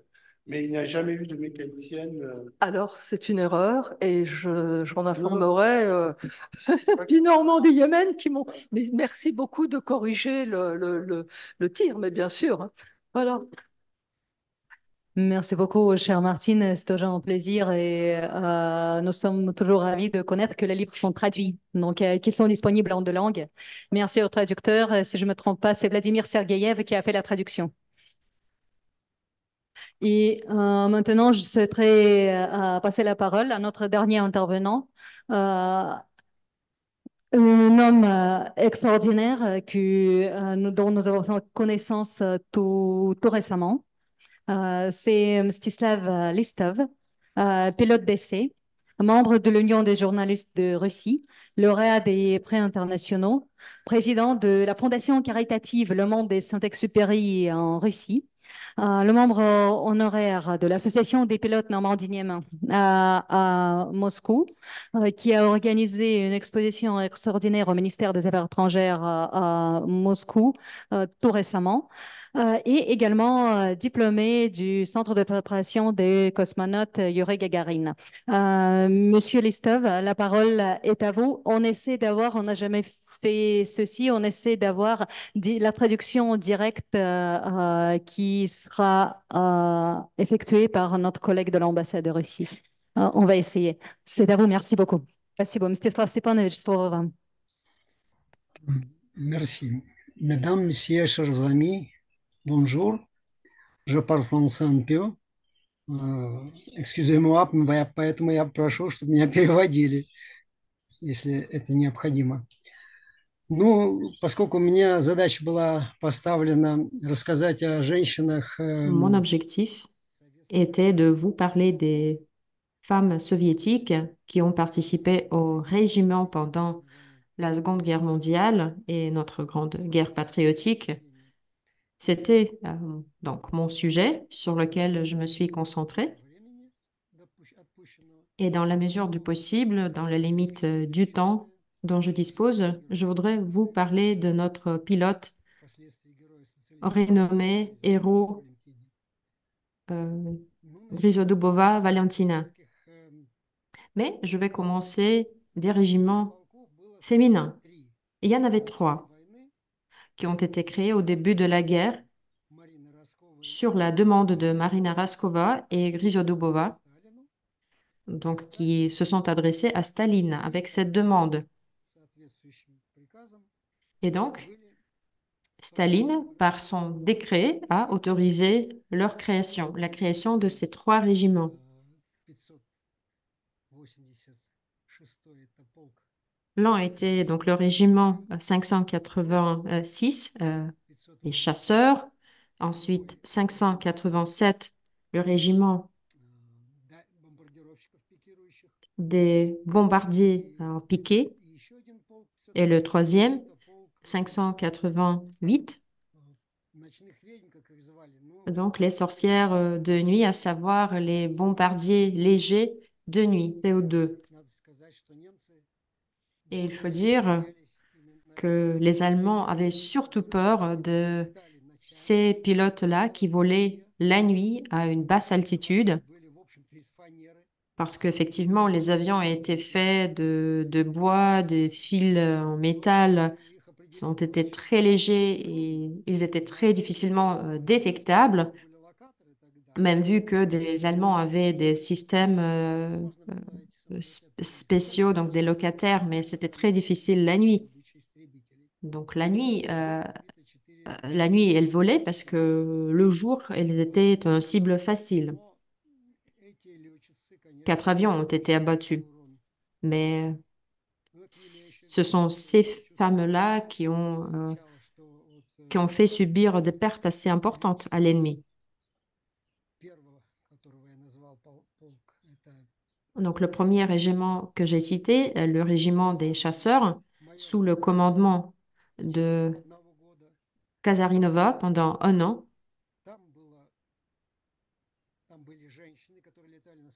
Était composé des femmes qui volaient sur les Yak-1, les chasseurs. Et donc, les noms les plus connus sont Lia Letviak et Yekaterina Budanova. Par le nombre des avions abattus, malheureusement, les 2 ont perdu leur vie dans le combat. Au début, c'était Kazarinova qui commandait ce régiment et par la suite,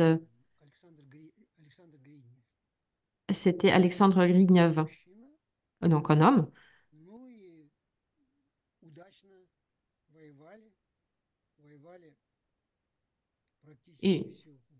Et ce régiment a fait la guerre, en fait, a combattu pendant presque toute la guerre. Et encore une fois, en termes de leur efficacité, c'était des pilotes très professionnels malgré leur fragilité. Les chasseurs, ce sont des avions qui supposent en fait une charge physique sont très difficiles pour les femmes, mais malgré cela, ces femmes ont remporté la gloire et sont restées dans la mémoire comme les pilotes parmi les plus dignes qui ont combattu dans l'aviation. Le 2e régiment, des bombardiers piqués. C'était donc un avion assez innovant à l'époque, assez difficile à piloter, surtout pour les femmes, encore une fois, assez capricieux. Et cependant, les femmes les ont bien pilotés en portant un coup dur à l'ennemi. Leur tâche était assez spécifique et surtout, il s'agissait de défendre des infrastructures critiques sur le territoire soviétique. Donc, pas attaquer des cibles ennemies comme l'aviation de front, mais plutôt, donc, ils avaient des tâches défensives, mais cependant, ils devaient combattre les Messerschmitt et d'autres avions nazis. Et dans la plupart des cas, ils sortaient vainqueuses. Marina Raskova était commandante de ce régiment. Malheureusement, elle est morte pendant la guerre. Et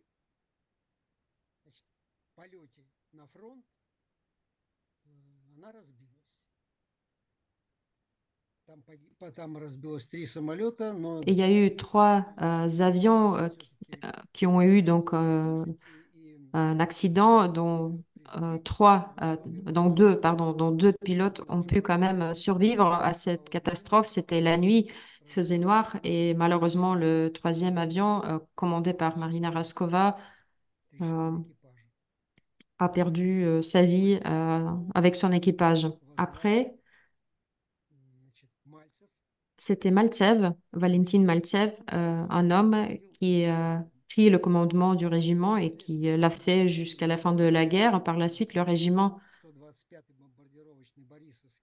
a reçu le nom du régiment 125 des bombardiers qui portait le nom de Marina Roskova.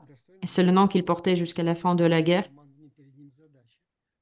Et donc, jusqu'à la fin de la guerre, ce régiment a continué à s'illustrer par des exploits. Aujourd'hui, il n'y a qu'une seule personne qui est toujours en vie, qui est très active, même si cette année, elle fête ses 99 ans.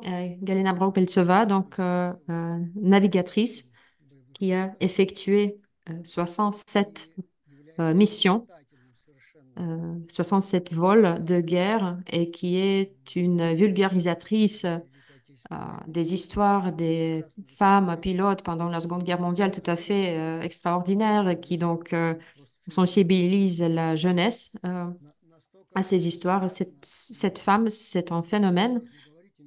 Euh, Elle a vraiment le don de raconter cette histoire, de l'illustrer par des images. Et donc, pour passer au troisième régiment, le régiment des sorcières de nuit, je pense que probablement le plus connu parmi les trois. Oui, parce qu'effectivement, elle portait ce surnom. Les Allemands ont donné ce surnom à ces avions PO2. Et oui, effectivement, ils les appelaient les machines à coudre parce qu'ils avaient le bruit similaire.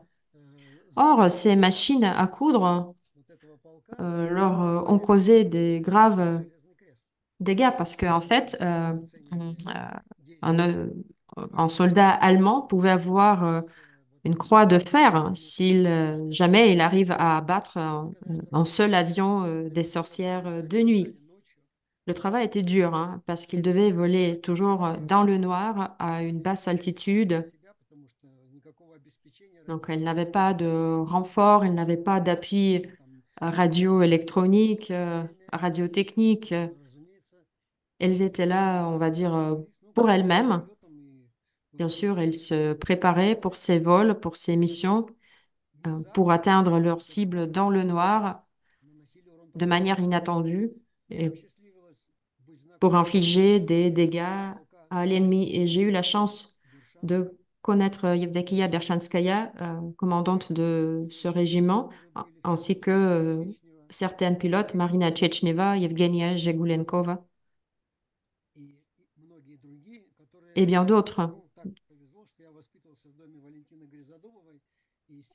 J'ai été élevée dans la maison de Valentina Grisodubova et du coup, je connaissais les pilotes légendaires de notre pays et les femmes pilotes aussi, puisque celles qui sont restées en vie, bien évidemment, venaient voir Valentina Grisodubova chez elle.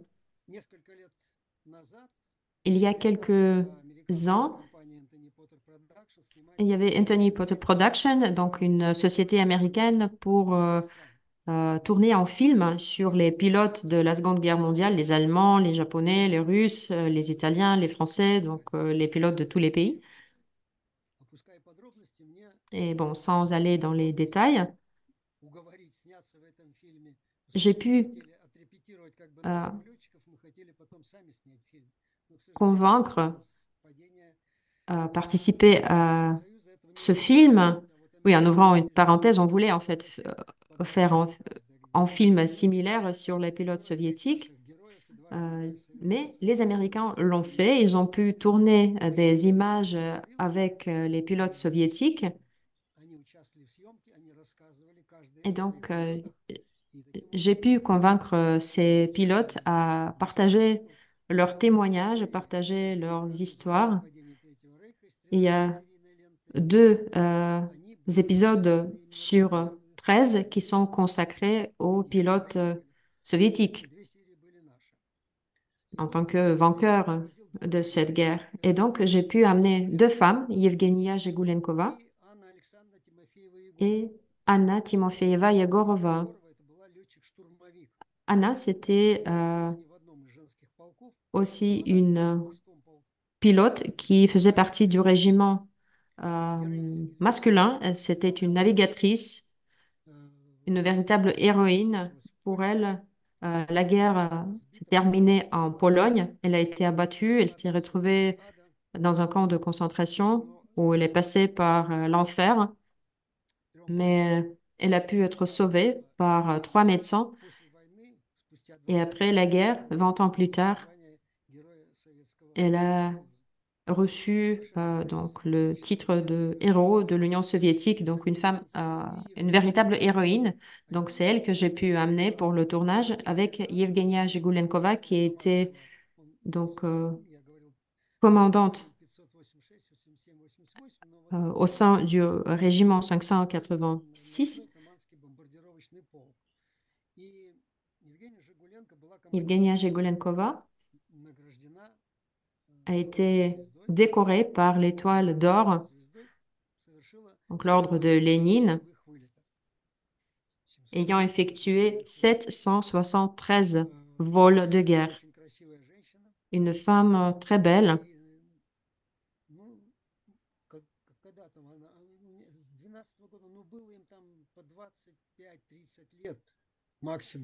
Elle avait à peine une vingtaine d'années.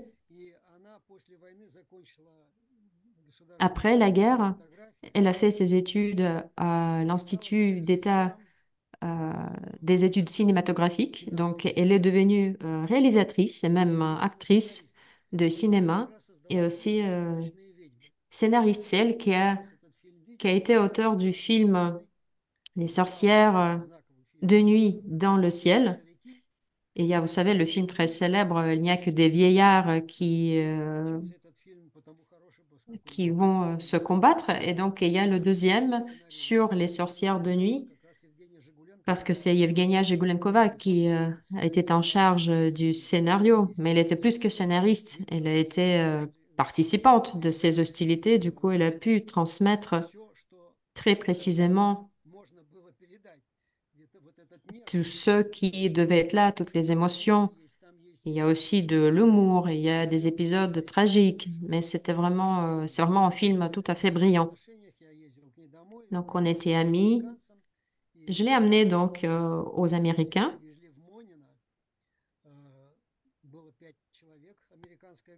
Les Américains, le groupe de tournage est arrivé à Monino, en Russie.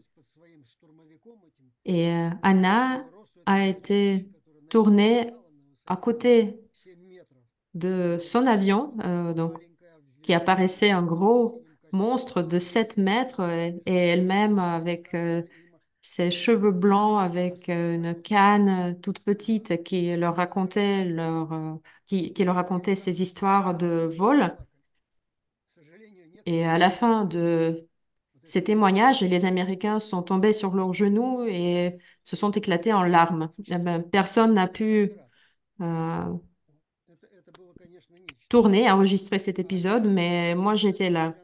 Donc tout le monde, y compris l'opérateur, donc était sur les genoux. Et Yevgenia est montée sur son bombardier comme une petite hirondelle avec beaucoup de grâce. Tout le monde a été charmé, donc elle a pu tout expliquer et a produit une impression très forte sur ces Américains.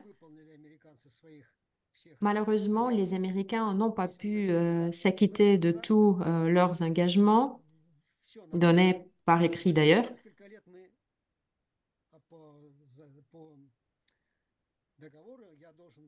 parce que selon ce contrat, c'était moi qui devais être la voix de ces deux séries concernées, dédiées aux Russes, et je devais être présent lors de l'étape du montage, ce qui n'était pas le cas, mais quelques années plus tard, nous avons retrouvé ce film sur YouTube. Le titre, c'est Hunters in the Sky, donc les chasseurs dans le ciel. Et il peut se trouver en langue anglaise, en langue russe.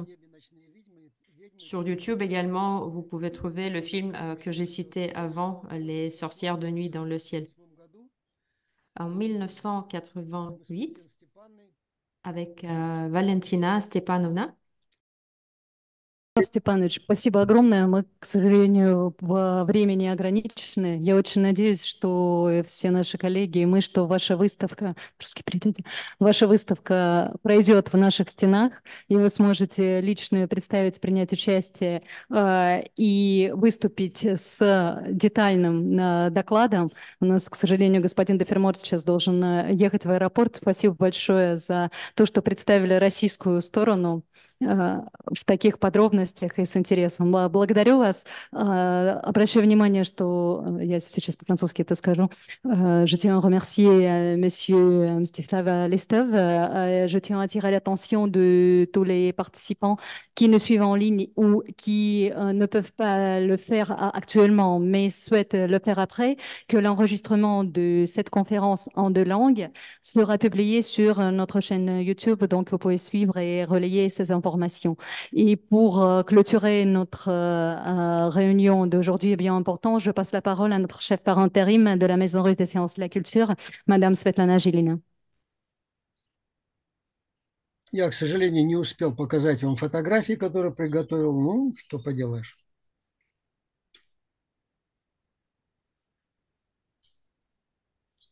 Сегодня мне особенно отрадно отметить, что в рамках этой конференции, посвященной подвигу женских летных отрядов во Второй мировой войне, на базе Русского дома открывается исторический клуб «Здравствуй, Россия». Клуб возглавит сопредседатель молодежной комиссии КСОРС, участник программы «Женщина-лидер» Татьяна Бокова. Aujourd'hui, j'ai un immense plaisir à noter que dans le cadre de cette conférence, qui est dédiée aux exploits des détachements aériens féminins pendant la Seconde Guerre mondiale, à la base de la Maison russe des sciences de la culture, est ouverte le club historique pour les jeunes dans le cadre du programme Bonjour à la Russie. Et c'est Tatiana Bokova, qui est coprésidente de la commission pour les jeunes du Conseil de coordination des compatriotes en France, qui la présidera. Татьяна, elle est en salle. Спасибо ребятам, что интересуются историей и открывают для себя неизвестные страницы. Куратором программы по конкретным историческим секциям станет призер, серебряный лауреат диктанта Победы 2024 года, сопровождающая группу культурно-образовательной поездки «Здравствуй, Россия» в Дагестан Татьяна Журезик, которая следит за нами в онлайн-формате. Tout d'abord, nous tenons à remercier tous les jeunes qui nous ont rejoints aujourd'hui et qui vous découvrez l'histoire et les pages d'histoire méconnues pour vous ici en présentiel. Vous allez continuer de le faire dans le cadre de ce club. Et la coordinatrice des programmes pour certaines sections historiques sera lauréat de la dictée de la victoire 2024 sur l'histoire de la Seconde Guerre mondiale, qui a accompagné le groupe dans le cadre de voyage de découverte Bonjour la Russie dans la République du Daghestan, Tatiana Jurezic, qui nous suit aujourd'hui en ligne et elle se retrouve en Sud. Nous prions d'applaudir deux Tatiana qui vont le présider.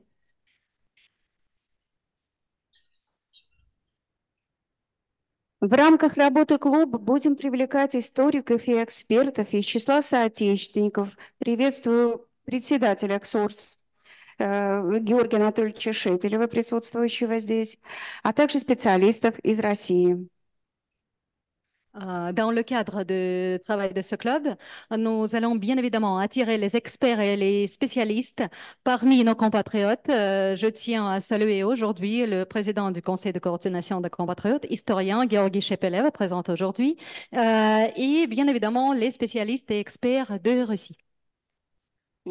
Наша конференция окончена. До новых встреч. Donc, la conférence d'aujourd'hui est clôturée. Nous serons ravis de vous accueillir de nouveau dans nos locaux. Nous vous souhaitons un excellent après-midi. Merci.